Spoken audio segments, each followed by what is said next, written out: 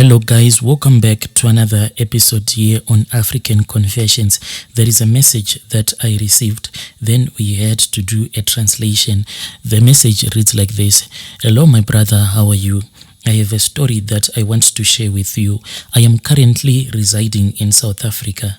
My brother, before I came to South Africa, my little brother was the one who came here to South Africa. At the time when he came here to South Africa, he was somewhere around 19 years of age. But my father, when he was still alive, he had tried to discourage my brother. The reason why my father didn't want my little brother to travel here to South Africa to look for work, it was because at that time, my father had approached this man. The man was a mechanic. When he approached that man, he then made some plans with that man so that my little brother can work for that man. But the way that he will be working for that man, he was not going to get paid, because the man will be teaching him how to do mechanics. My father kept on telling my little brother that he was not supposed to rush with the trip that he wanted to do of him going to South Africa to look for a better working opportunity. Rather, what he was supposed to do was that he had to first acquire some sort of experience. Then after, he was a fully fledged mechanic. But when my little brother's friend came back home, he had a lot of mobile phones which he claimed that he had bought in South Africa. When my little brother saw his friend with a lot of mobile phones that he had bought in South Africa, he then decided to run away from home. The next thing that we heard was that our little brother was now working in South Africa. When I heard that my little brother was now working in South Africa, I never bothered to speak with him because I was disappointed in him, because I thought that this was a great opportunity for him to become a mechanic, but he thought otherwise. Then what happened was that my little brother spent about a year whilst he was in South Africa without ever returning back home.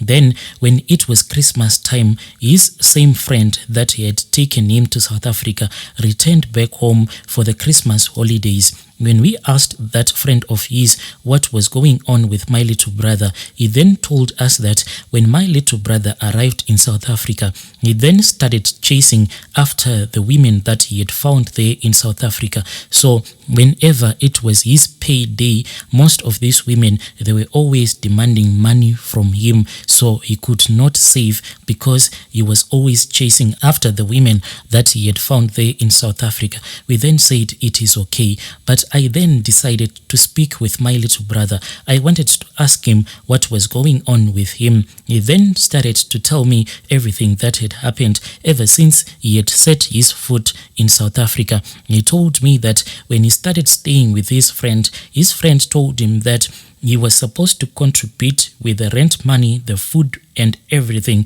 that they were going to use in the house because they were sharing the same accommodation. My little brother said that he did not have any problem with that, but he said that since his friend was the one who had gotten a job for him, then the guy then told my little brother that he was supposed to pay him a commission because he was the one who had been responsible of bringing him from Zim, coming with him to South Africa. So he told my little brother that for 2 months he wanted a commission. Because of this, my little brother was not able to save any money at all. When we heard everything my little brother had told me, I then went and I spoke with my parents, and as I sat with them down, we had to discuss about that issue.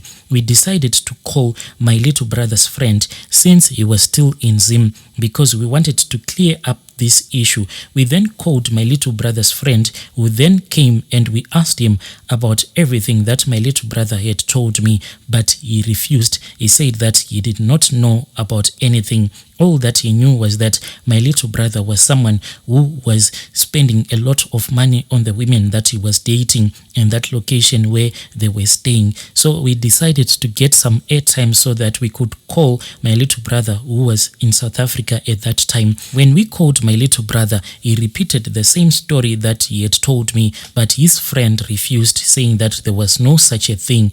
Then we just said, we do not know who is telling the truth between you. You are friends, you are going to sort it out. We never thought that this thing was going to end up in them murdering each other. I still remember that On the day that this guy who was staying with my little brother returned to South Africa, it was on the 15th of January. It was a rainy day. And when he returned back to South Africa, that was when my little brother told me that they had a very big fight. And at that time, we had actually lost my father. My little brother could not even attend our father's funeral because he was admitted in the hospital. So what we had to do is that we had to sell some goats so that my little brother could get some money so as to travel from South Africa, returning back to Zim. This is what he did. When my little brother returned back home, he then decided to stay home for a little while. Then that man returned from South Africa, coming back to Zim. They then met at the bottle store. They were both drunk. Then they started to have a very big argument about this whole thing that had happened whilst they were still there in South Africa. As they were fighting, this is what my little brother's friend told us. He said that he tried running away, but my little brother chased after him, and he saw that my little brother was holding a knife. My little brother wanted to stab this man. So when they were fighting, then suddenly they both fell to the ground. And when they fell to the ground, he then noticed that my little brother was no longer moving. And the blade of the knife had entered into my little brother's chest. It was not only the blade that entered into his chest, even 3/4 of the knife's handle actually entered into his chest. There was no way that my little brother was going to survive such an injury.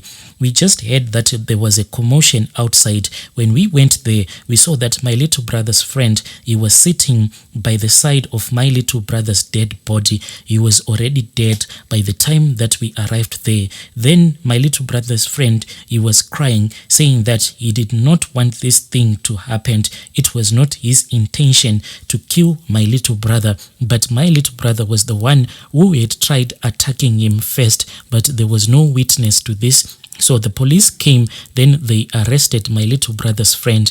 Even right now, he is still in prison. Since my father had passed away, we then decided to inform our relatives, the elderly people in our family, about the sudden death of my little brother. When they came, when we took my little brother to the mortuary, they said that they didn't want the knife to be removed from his chest area because they wanted to do some rituals on his body before we could bury him. So my little brother was taken to the mortuary whilst that knife was still stuck in his chest. Then on the day when we were supposed to perform these rituals, my father's elder brother, he was the one who performed the ritual. When my little brother's dead body was removed from the freezers in the mortuary, it was placed on a table. Then my father's elder brother approached my little brother's dead body. He then proceeded to perform some rituals. He took out the knife that was stuck on my little brother's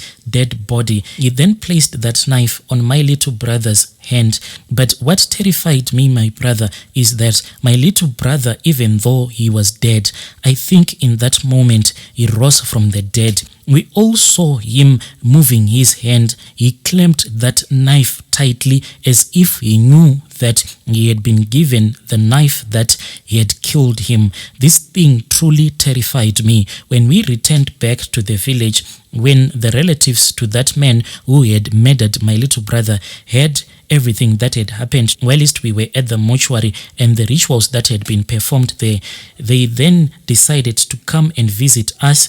They wanted to ask us what exactly we needed before we could bury our deceased. But my father's elder brother said that we were still waiting for the spirit of my little brother to rise up from the dead and to tell us what exactly that it wanted before we could bury him. But we buried my little brother before his spirit could speak with us. My brother, we buried my little brother whilst he was holding a knife, meaning that one day his spirit is going to rise up from the dead. And when it has risen up, it is going to fight against the family of the man that was involved in his murder. My brother, all that I want to tell your listeners is that a human being is not like a chicken that you can just kill and forget about it. On that day when my little brother died, that was when I realized that it does not even take a couple of seconds for you to murder someone. If someone tries to fight with you, it is far much better for you to look like a coward and run away than to prove a point to everyone that you are brave. Because when this man that was involved in the murder of my little brother had gone to the beer hall as to drink, he was then told that my little brother had been seen somewhere sharpening the knife that he wanted to use so as to stab this man.